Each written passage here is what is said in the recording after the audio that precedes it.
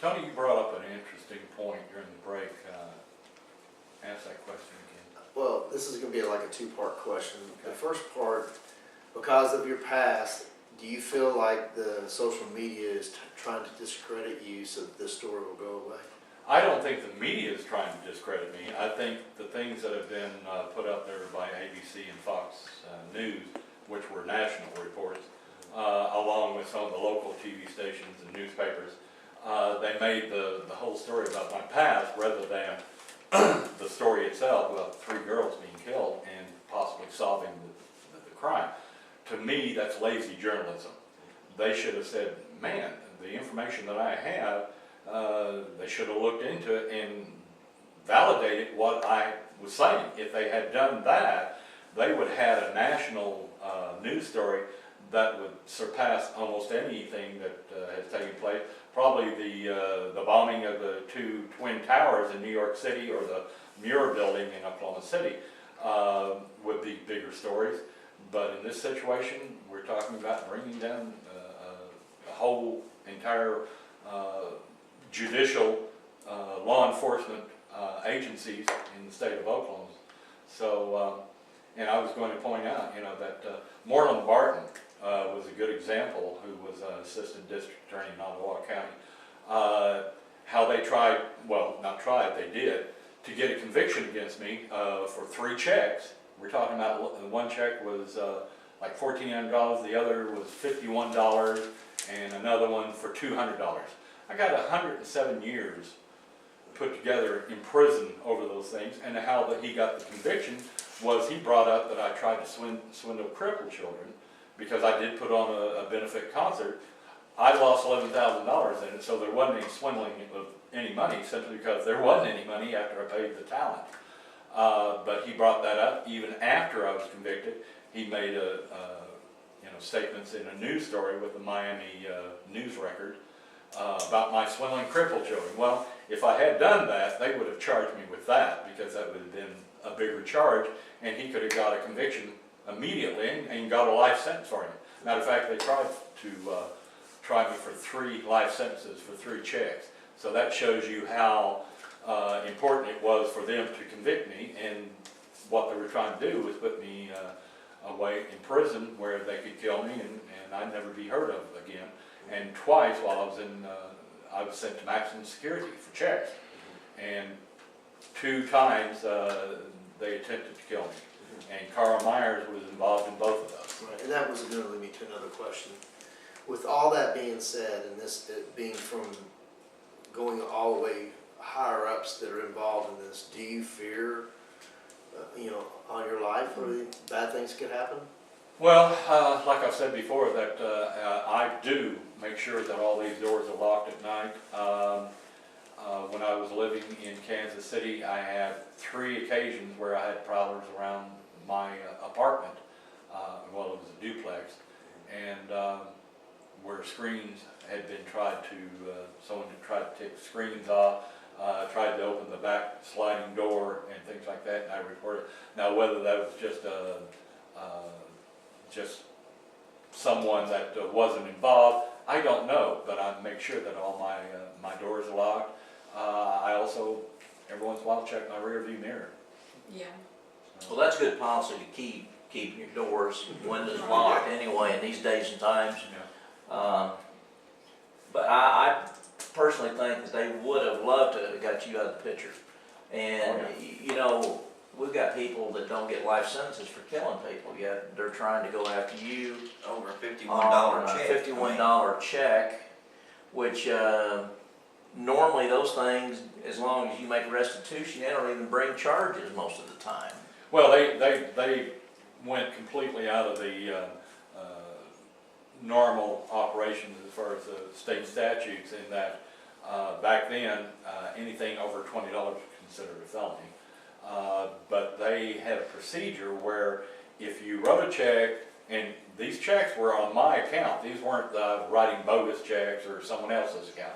These were my own personal checks. So either they said I was a very smart con man. Well, if I was so smart, why was I writing checks on my own account?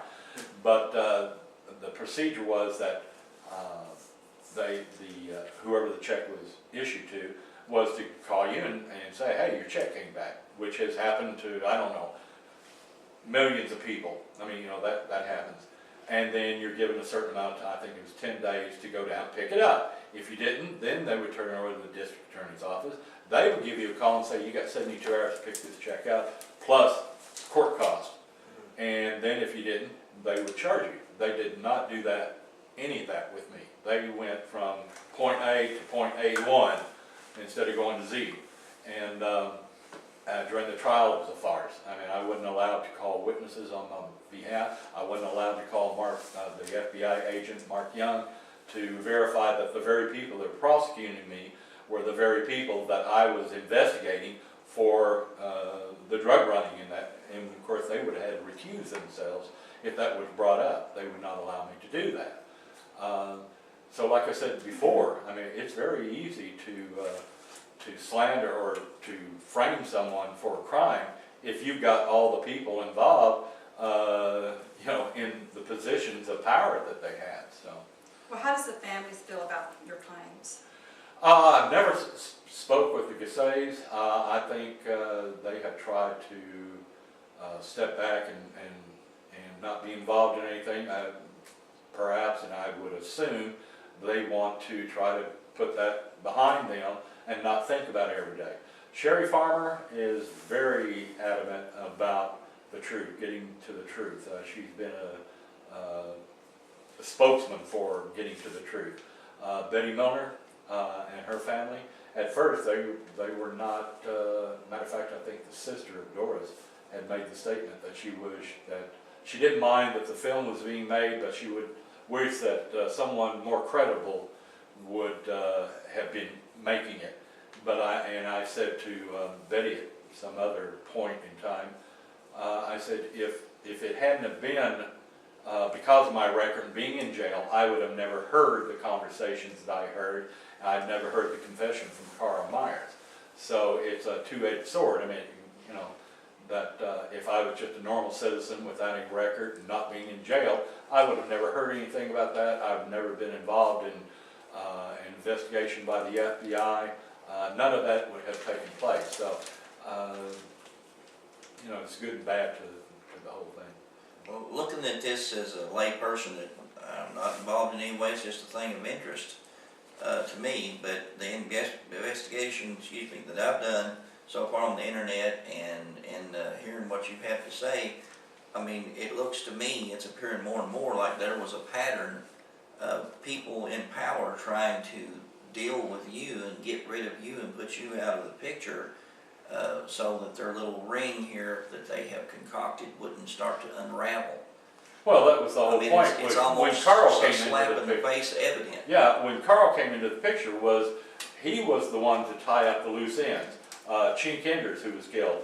Chink was considered dealing drugs in Ottawa County. They got him out of the way, I think, because of him threatening to take it to the news media or whatever. So he was eliminated. Tina Duffel, who overheard a conversation between one of the drug runners and a dealer, she had to be taken care of. But when they brought Carl on to do that, they were not familiar with the fact that he was a pedophile. So when he got carte blanche from authorities to do whatever he wanted to do and they would protect him, then he started going out and killing little girls. And that was something that they had to protect, because if they didn't protect him against that, he could possibly start opening up and telling the whole story, and they didn't want that. One last thing I'd like to Okay. mention, female subject, that they say that there was evidence that a female may have been involved in it. Do you have anything on that? Yeah, I can only speculate, because I know one female that was constantly involved with Carl Myers and Gene Hart and Earl Busby, and I believe Earl Busby possibly was the one that was involved in the Tina Duffel murder, that he and Carl went into the store, dragged her out into the car, took her out to strip pits, and that's where they killed her. She would be a likely suspect, but of course she's never been questioned. She was charged with one of the murders, But once they realized that Carl's story, that her and this other person she was going with didn't have anything to do with it, then it was dropped. They didn't question her anymore. And of course, they realized Carl was the one that actually did it, so they lowered their bond down to like 12,000 on a murder. You know, 12,000 bond for a But murder. you're the bad man because of the Yeah, white collar. but anyway, no investigation past that as far as the Camp Scott murders. And Then again, if you're not capturing DNA like you should be, Exactly. how would you know? Exactly. If you're not doing a thorough investigation and you're not going in there and capturing all the evidence and basically going in there, setting a perimeter and scanning everything inside that perimeter, taking pictures of footprints, taking evidence like the tent, taking the decking under the tent, all that back and processing it.